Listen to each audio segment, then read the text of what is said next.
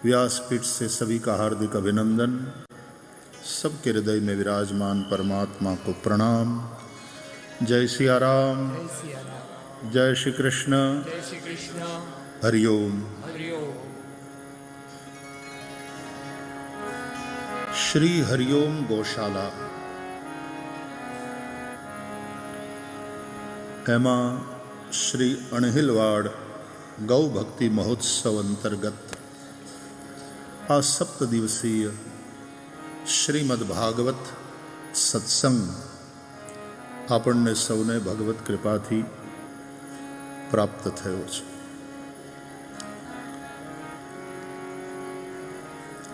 ગાયને આપણે સર્વદેવમયી કહીએ છીએ। ગાયની અંદર બધા જ દેવતાઓ છે। ગાવો વિશ્વસ્ય માતરઃ, ગાય માત્ર હિન્દુઓની નહીં, સમગ્ર વિશ્વની માતા છે। માતા પોતાના સંતાનને પાળે પોષે, એનું પેટ ભરે, એને સંસ્કાર આપે, માંદા સાજા થાય તો એની ચિંતા કરે, એના ઓહડિયા કરાવે, બાળકને રમાડે, જમાડે, વાલ કરે, પોતાના બાળકનું કલ્યાણ થાય એવું મા ઈચ્છે। ગાય સમગ્ર વિશ્વની માતા છે। એ આપણને પાળે પોષે એવી એનામાં ક્ષમતા છે, હતી અને હજી પણ છે। પણ આપણા દુર્લક્ષને કારણે જે ગાય પૂજનીય છે એની સ્થિતિ દયનીય થઈ ગઈ છે। સમાજમાં મૂલ્યોનો રાસ થાય, જેમ આપણી જન્મદાતા માતા, એની પણ સ્થિતિ બધે તો નહીં પણ ક્યાંક ક્યાંક દયનીય થતી જાય છે। વૃદ્ધાશ્રમમાં આંસુ સારતા સારતા એણે શેષ જિંદગી પોતાના બચ્ચાઓને યાદ કરતા કરતા, પોતાના જૂના દિવસોનું સ્મરણ કરતા કરતા વિતાવવી પડે છે। એ માંદી સાજી થયેલી વૃદ્ધ માતા, વૃદ્ધાશ્રમના સંચાલકો એની કાળજી લે, પણ જ્યારે સંતાન ભૂલી જાય, તકલીફ એ છે કે અત્યારે સૌથી મોટી સમસ્યા હોય તો એ કે સમાજ કૃતજ્ઞ થતો જાય છે। આ કૃતજ્ઞતા એ સૌથી મોટું પાપ છે। વિશ્વાસઘાત એ સૌથી મોટું પાપ છે। જે મા બાપે જન્મ આપ્યો, જે મા બાપે પાળી પોષી મોટા કર્યા, એ મા બાપ પ્રત્યે માણસ કૃતજ્ઞ થાય, એનું ગડપણ ન પાળે, એને વૃદ્ધાવસ્થામાં ન સાચવે, એના આશીર્વાદ ન લે, એ કૃતજ્ઞતા બહુ મોટું પાપ છે। એ માણસ ગમે એટલો મંદિરમાં જતો હોય, ગમે એટલા પૂજા પાઠ કરાવતો હોય, પરમાત્માની પ્રસન્નતા એને ક્યારેય પ્રાપ્ત ન થઈ શકે। અને એટલા માટે એમ કહેવાય છે આપણે ત્યાં કે માતા પિતા એ પહેલા દેવ છે અને પ્રત્યક્ષ દેવ છે। માતૃદેવો ભવ, પિતૃદેવો ભવ, આચાર્ય દેવો ભવ, અતિથિ દેવો ભવ। તૈત્તરીય ઉપનિષદના આ બધા સંદેશ છે, આદેશ છે। આપણા વેદો, આપણા ઉપનિષદો જ્યારે આપણને આવો આદેશ સંદેશ આપતા હોય, તારી માતા એ તારા માટે પ્રત્યક્ષ દેવ છે, તારા પિતા તારા માટે પ્રત્યક્ષ દેવ છે, તારા આચાર્ય, તારા ગુરુજન જે તને વિદ્યા આપે છે એ તારા માટે પ્રત્યક્ષ દેવ છે। તારા ઘરે આવેલા અતિથિને પણ તું દેવ માનીને એનો સત્કાર કર। તૈત્તરીય ઉપનિષદની આ ઋચાઓ આ વાણી, આ સંદેશ જીવનને ઘડે.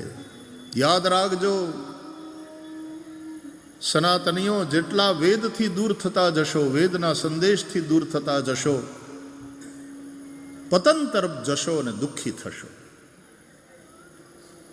વેદથી દૂર થઈને, વેદના સંદેશની ઉપેક્ષા કરીને તમે જે વિકાસની વાતો કરશો એ વિકાસ અંતે રકાસમાં પરિણમશે. એ વિકાસ વિનાશ બની શકશે. વેદો ખિલો ધર્મ મૂલમ, વેદ ही समस्त धर्म का मूल है. માતા પિતા પ્રત્યક્ષ દેવ છે, એની સેવા કરો, એના આશીર્વાદ લો. એમ ગાય પણ માતા છે, એ પોતાનું પોષણ કરે. આ તો હવે આપણે સ્થિતિ એવી થઈ, ગોચર ઓછા થવા માંડ્યા, ગાયો ધણમાં, હજી ગામડામાં તો જાય છે, પણ એ આખો દિવસ પોતે ફરે, ચરે અને દૂધ બને. એ પોતાના વાછરડાને જેટલું ના આપે એટલું આપણને આપે. સામાન્ય રીતે ગામડામાં પણ જે લોકો ગાયનું શોષણ નથી કરતા પણ ગાયનું પૂજન કરે છે, એ લોકો એક આંચળ ગાય માટે રાખે, 3 આંચળ દોવે, એક આંચળ ગાય માટે રાખે, એના વાછડા માટે રાખે, વાછરું માટે. तो 1/4 हिस्सा केवल अपने वत्स के लिए, बछड़े के लिए, और 3 हस्ते मनुष्य को दे देने वाली बड़ी परोपकारी गो माता. એ ગાયને દોઈ લઈને પછી આમ મૂકી દે છૂટી, એટલે ગલીઓમાં ફરતી ફરતી એ પ્લાસ્ટિકની થેલીઓમાં જે કંઈ ભરાયું હોય એ ભૂખી ગાય ખાવા માટે થઈ અને પ્લાસ્ટિકની થેલીને પણ પેટમાં નાખી દે, કારણ કે એની પાસે ક્યાં હાથ છે એવા કે એ છૂટું પાડે. અને પછી એ ગાય માતાના ઓપરેશન થાય છે ત્યારે કેટલાય કિલો એની અંદરથી પ્લાસ્ટિકની કોથળીઓ નીકળે છે. હિન્દુઓ શરમ નથી આવતી. ગો માતાને માટે આવી સ્થિતિ ઉભા કરનારા આપણે ગો માતા કી જય હો, જય ઘોષ કરી. શરમ આની ચાહીએ. હાંજના થોડું આટલું ખાણ રાખે એટલે ટાઈમસર 5 વાગે ગાય ઘરે આવી જાય, પાછી દોઈને પાછી એને છોડી દેવાની, કોઈ જવાબદારી નહીં. ગાયનું દૂધ લઈ લે. हिंदुओं को शर्म आनी चाहिए. આ કૃતજ્ઞતા બહુ મોટું પાપ છે અને હિન્દુઓને પતન તરફ લઈ જશે. ગાય જે પૂજનીય છે એની સ્થિતિ આપણે દયનીય કરી નાખી. આ ગોપાલ કૃષ્ણ, આ રાધા કૃષ્ણ જે ગાયની પૂજા કરે છે, ભગવાનને પોતાના બધાય નામમાં ગોપાલ નામ બહુ પસંદ છે. ગોપાલ કૃષ્ણ જે ગાયોને ચારવા માટે, જે ગાયોની સેવા કરવા માટે થઈને ભગવાને અવતાર લીધો અને આ બધી લીલા કરી. ગાયના પગમાં જોડા નહીં. કૃષ્ણ કહે છે યશોદાને, માં હું પગમાં કેવી રીતે પહેરું? મારી આરાધ્યા ગો માતા પગમાં જોડા નથી પહેરતી. ઉઘાડે પગે આંટા માર્યા, ગાયું ચારી. ગોચારણ લીલા શ્રીમદ ભાગવતના 10મ સ્કંધમાં પ્રભુની બાલ લીલાઓમાં આ ગોચારણ લીલા બહુ મહત્વની છે. તમે શ્રી કૃષ્ણનું નામ લો, તમે શ્રી કૃષ્ણના સ્વરૂપના દર્શન કરો. શ્રી કૃષ્ણ સાથે જોડાયેલી આ 4 વસ્તુ, એને તમે કૃષ્ણથી જુદી ન કરી શકો. કૃષ્ણથી તમે ગાયને જુદી ન કરી શકો. શ્રી કૃષ્ણથી તમે એની મુરલીને જુદી ન કરી શકો. કૃષ્ણની વાત આવે એટલે હાથમાં એ મોર મુકુટ બંસીધારી, જેના હાથમાં મુરલી છે, વંશી વિભૂષિત કરાન, નવનીર દાભાત પીતાંબરાત, અરુણ બિંબ ફલાધરોષ્ઠાત. મુરલી વગરના માધવની તમે કલ્પના ન કરી શકો. સુદર્શન ચલાવનારા કૃષ્ણ યુગ કાર્ય માટે એ પણ એટલા જ આરાધ્ય છે. પણ વાત જે મુરલીની છે, જે મુરલી આખા વિશ્વને ગાંડું કર્યું. શ્રીમદ ભાગવતના 10મા સ્કંદમાં 5 ગીતો છે મહત્વના. એમાં એક ગીત છે વેણુ ગીત. વેણુર મધુરા મુરલી. કૃષ્ણ સાથે તમે ગાયને કૃષ્ણથી વિખૂટી ન કરી શકો, એનાથી જુદી કરી ન શકો. ગાય વગરના ગોપાલનું તમે સ્મરણ, એનું ચિંતન કેવી રીતે કરી શકો? તો ગાય, મુરલી, વેણુ. ત્રીજી વસ્તુ મોરપીંછ. મોરપીંછ વગરના કૃષ્ણ. બરહાપીડમ નટવર વપુ કર્ણયો કર્ણિકારમ બિભ્રદ્વાસ કનક કપિશમ વૈ જયંતીમ ચમાલામ રંધ્રાન વેણો રધર સુદયા પૂરયન ગોપ વૃંદૈ વૃંદારણ્યમ સ્વપદ રમણમ પ્રાવિશદ ગીત કીર્તિ. સુખદેવ ભગવાન કહે છે ભાગવતના 10મા સ્કંદના 21મા અધ્યાયમાં, વેણુ ગીત. આવું ધ્યાન છે શ્રી કૃષ્ણ. બરહાપીડમ. બરહ એટલે મોરપંખ, આપીડ એટલે મુકુટ. જેના મસ્તક ઉપર મોરપંખનો મુકુટ છે. સત્તાધીશો સત્તાના મુકુટને ધારણ કરે તો એ મોરપીંછ ના હોવા જોઈએ, હળવા. નહીં તો સત્તા ઘણીવાર કાં તો બોજો બની જાય અને કાં તો સત્તાની ગરમી દિમાગમાં ચડી જાય. કૃષ્ણ માથે મોરપીંછ ધારણ કરે. મોરપીંછનો મુકુટ, મોરપંખ.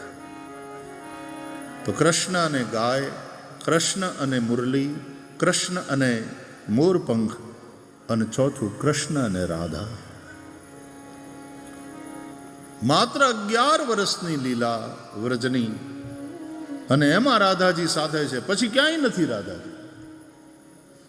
ન મથુરામાં न द्वारका में. वैसे आप अभी द्वारका जाते हो, बेट द्वारका में રાધિકાજીનું મંદિર છે અને આખો વહીવટ રાધિકાજીના હાથમાં છે, એવો ભાવ છે ત્યાં બેટ દ્વારકામાં.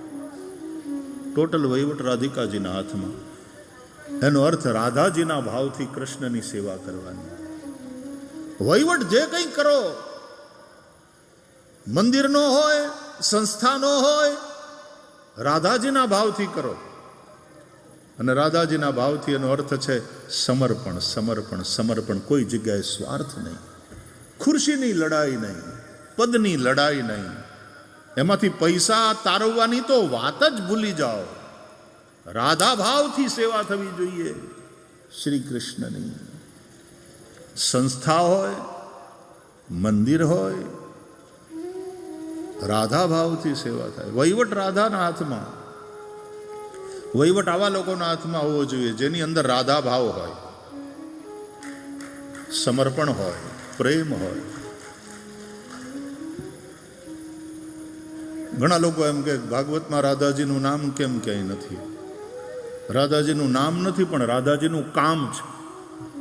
રાધાનું કામ બોલે છે. રાધા.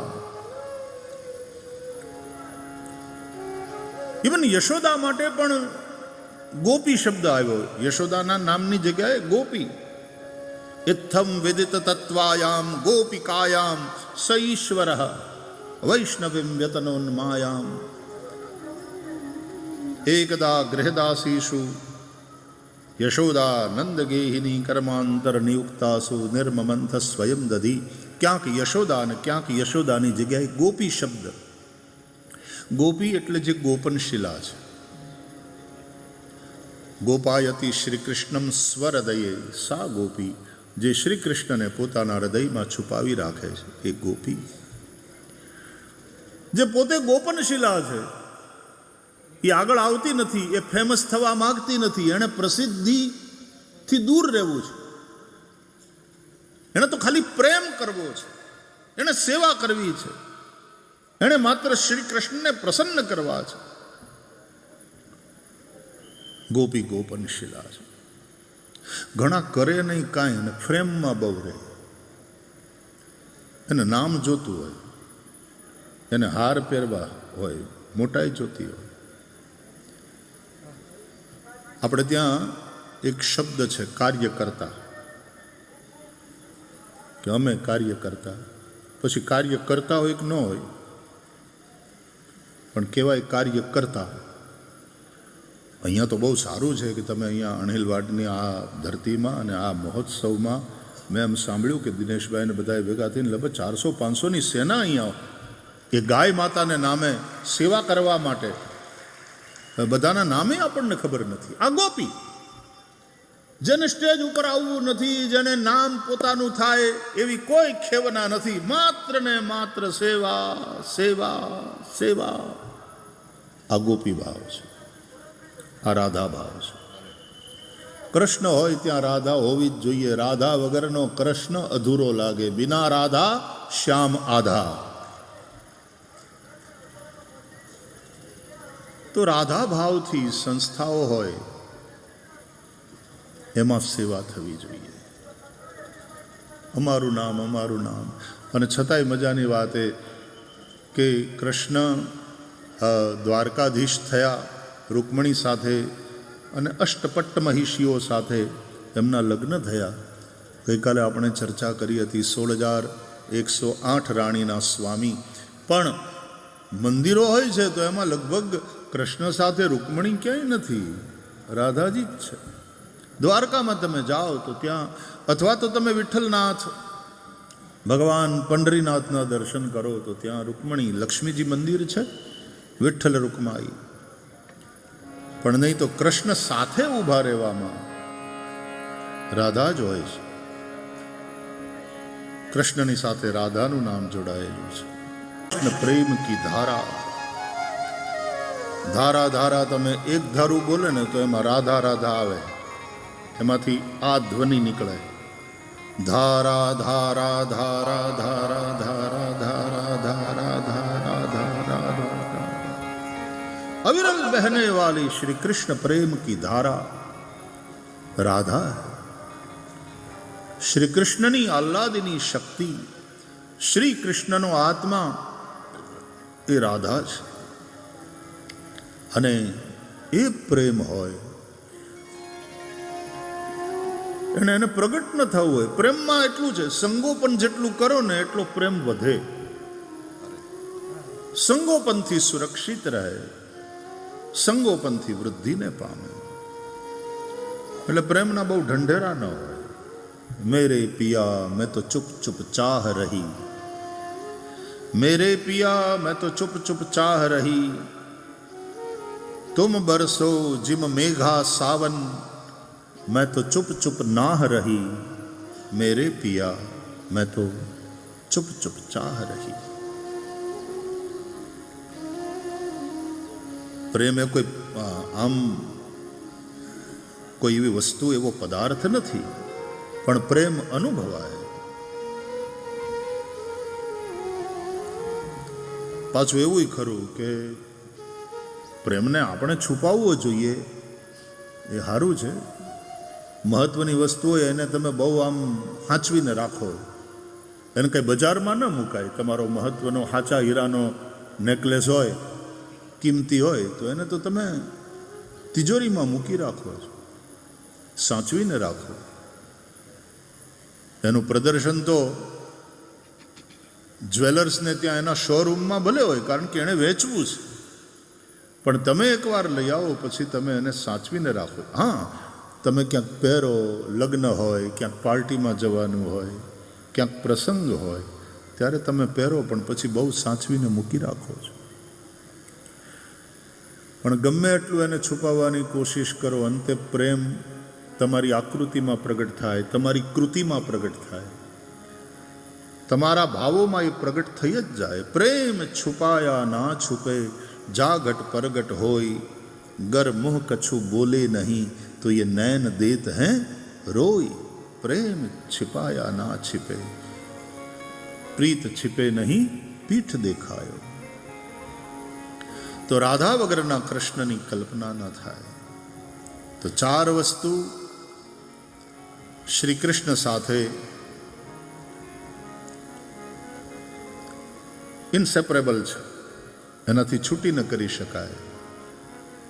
કૃષ્ણ અને ગાય, કૃષ્ણ અને મુરલી, કૃષ્ણ અને મોરપીંછ, કૃષ્ણ અને રાધા. તો ગોપાલ કૃષ્ણ એ ગાય માતા જે પૂજનીય છે, સર્વદેવ સ્વરૂપા છે, એની આવી દયનીય સ્થિતિ આ મનુષ્યની કૃતઘ્નતા છે.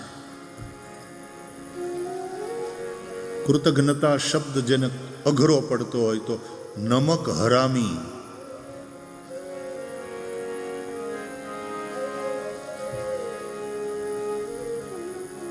સ્વયં ભગવાને જે ગાયની સેવા કરી, એ ગાયની આપણે આ દશા કરીએ, એ મનુષ્ય જાતની નમક હરામી છે. નહીં ખાલી હિન્દુઓની માતા છે એમ નહીં, ગાવો વિશ્વસ્ય માતરઃ.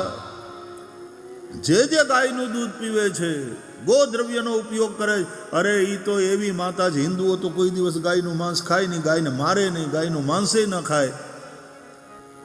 પણ જે લોકો મારી નાખે છે અને એનું માંસ ખાય છે, એનું પેટ ભરે છે. એ નમક હરામી ન કરો, નમક હરામી ન કરો. વિશ્વના દરેક ધર્મના જે વિચારશીલ મહાપુરુષો છે, એણે ગાયનું મહત્વ સમજ્યા છે, સમજાવ્યું છે. પણ ગાયની દશા અત્યારે બુરી છે. ત્યારે શ્રી હરિઓમ ગૌશાળા એક કૃતજ્ઞતાનો યજ્ઞ કરી રહી છે. આ કૃતજ્ઞતાનો યજ્ઞ છે.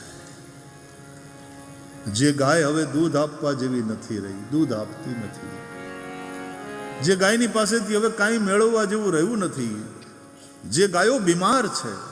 હું ગઈકાલે અહીંયા આવતા પહેલા કથાનો પ્રારંભ જ આ ગોતીર્થમાં ગો પૂજનથી કર્યો. ગાયોની પાસે ગયો, થોડું ખવડાવ્યું. આ ભાઈએ બધી વ્યવસ્થા કરી. મંડપમાં પ્રવેશ કરતા પહેલા પણ ગોપૂજન થયું. તો બીમાર ગાયો, અપંગ ગાયો, કોઈકનો પગ કપાયો છે, કોઈક નરાધમે કોઈક ગાયકની ઉપર એસિડ નાખ્યું છે, તો જે રીતે એની ચામડી બળી ગઈ. હે ભગવાન, આ માણસની જાતને શું થયું છે? ધીમે ધીમે રાક્ષસ થતો, અને કૃતજ્ઞતા તમને રાક્ષસ કરી નાખશે. સમાજ પ્રત્યે કૃતજ્ઞ ન બનો, પોતાના પરિવાર પ્રત્યે કૃતજ્ઞ ન બનો, પોતાના રાષ્ટ્ર પ્રત્યે કૃતજ્ઞ ન બનો, માનવતા પ્રત્યે કૃતજ્ઞ ન બનો. માનવ બનીને માનવોની હિંસા, આતંકવાદ, પછી તમારો ધાર્મિક, તમારો મઝહબી એજન્ડા હોય કે તમારો પોલિટિકલ એજન્ડા હોય, પણ આ કૃતજ્ઞતા માણસને રાક્ષસ બનાવે છે. અને આવા રાક્ષસોના પાપ જ્યારે વધે ત્યારે પૃથ્વીથી એ સહન થતું નથી. કૌન ભૂમિ સે ભારી? પાપ ભૂમિ સે ભારી. ત્યારે ધર્મની ગ્લાનિ થાય. યદા યદા હિ ધર્મસ્ય ગ્લાનિર્ભવતિ ભારત અભ્યુત્થાનમ અધર્મસ્ય. એટલા માટે આપણે ત્યાં ધર્મનો અર્થ કેવલ ઉપાસના પદ્ધતિ નથી. ધર્મ શબ્દની બહુ વિશાળ વ્યાખ્યા છે સનાતન ધર્મ પાસે. અને તેથી ધર્મનું અંગ્રેજી કરવું, રિલિજિયન, એ સાચો શબ્દ નથી ધર્મ માટે. ધર્મ કેવલ એક ઉપાસના પદ્ધતિ નથી. આપણા માટે હિન્દુ ધર્મ, સનાતન વૈદિક હિન્દુ ધર્મ એ જીવન શૈલી છે. It's a way of life. एक स्वस्थ जीवन शैली का नाम सनातन वैदिक हिंदू धर्म है. एक ऐसी स्वस्थ जीवन शैली जहां हार्मनी है, एक संवादिता है. व्यक्ति के अपने वैयक्तिक जीवन में संवादिता, वाणी, वर्तन અને વિચારમાં સંવાદિતા. એને જ મહાત્મા કહે છે મનસ્યેકમ વચસ્યેકમ કર્મણ્યેકમ મહાત્મનામ. વાણી વિચાર ને વર્તન જેના એક છે એ મહાત્મા છે. બોલે કાંઈક, કરે કાંઈક, વિચારે કાંઈક, એ દુરાત્મા. દુરાત્માનો સંગ ન કરવો, મહાત્માનો સંગ કરવો. તો વાણી વિચાર અને વર્તનમાં હાર્મની, સંવાદિતા એ માણસને સજ્જન બનાવે. આ હાર્મની ધર્મથી આવે. નહીં તો બોલે કાંઈક, કરે કાંઈક, વિચારે કાંઈક, એ દુરાત્મા, એ દંભ છે, એ પાખંડ છે. મનસ્યેકમ વચસ્યેકમ કર્મણ્યેકમ મહાત્મના. હાર્મની પારિવારિક જીવનમાં, આપણા સંબંધોમાં હાર્મની, સંવાદિતા. પતિ પત્નીના સંબંધમાં સંવાદિતા, ભાઈ ભાઈના સંબંધમાં સંવાદિતા, પિતા પુત્રના સંબંધમાં સંવાદિતા. આમ દરેક જગ્યાએ સંવાદિતા, હાર્મની. એનું નામ હિન્દુ ધર્મ. સમાજ સાથેના આપણા વ્યવહારમાં સંવાદિતા. ઘણા લોકો સમાજથી ઉલટા જ હાલે, એને ખબર નહીં, એને ઉલટું હાલવામાં જ એનું પોતાનું મહિમા દેખાય. અને ઘણીવાર એવા ઉપદ્રવ્યા હોય ને, એ તરત ધ્યાનમાં આવે. આ લ્યો રાવણની કથા દરેક રામની કથામાં કરવી જ પડે છે ને. રાવણ વગર રામકથા થતી જ નથી. રામને યાદ કરીએ એટલે રાવણને યાદ કરવો જ પડે. નડે નડે. વિશ્વામિત્રના યજ્ઞની અંદર પણ આ રાક્ષસોએ વિઘ્ન નાખ્યા. તો હાર્મની, વિરોધ એટલે હાર્મની નહીં એમ નહીં, વિરોધ પણ હાર્મોનિયસ વેમાં હોવો જોઈએ. ક્યારેક તમને કોઈ વસ્તુ ન ગમે, ભાઈ હું આની સાથે સહમત નથી, આ બાબતમાં મારો વિરોધ છે, પણ તમારા હૃદયની અંદર હાર્મની છે, સદભાવ છે વિરોધ કરતી વખતે. બાકી વિરોધ, આપણા સંસદમાં પણ હાર્મની, બધા જ પાર્ટીઓના લોકો જેને આપણે જનતાએ ચૂંટીને મોકલ્યા છે, ધારાસભામાં, વિધાનસભામાં અથવા તો સંસદમાં, એમાં જો એક કોમન એજન્ડા હોય કે ભારતનું ભલું કેમ થાય, રાષ્ટ્રની ઉન્નતિ કેવી રીતે થાય, આ જો કોમન એજન્ડા હોય ને નેશન ફર્સ્ટની પોલિસી હોય, તો વિરોધ પણ હાર્મોનિયસ વેમાં થઈ શકે, દ્વેષ રહિત. ક્રોધ સારો, દ્વેષ ખરાબ. ક્રોધ હજી હારો. ક્રોધ કલ્યાણ કરી શકે, દ્વેષ કોઈ દી કલ્યાણ કરે એ વાતમાં માલ જ નથી. ક્રોધ હજી કલ્યાણ કરે. ગુરુનો ક્રોધ શિષ્ય ઉપર, શિષ્યના ભલા માટે. મા બાપનો ક્રોધ પોતાના સંતાન ઉપર, સંતાનના ભલા માટે.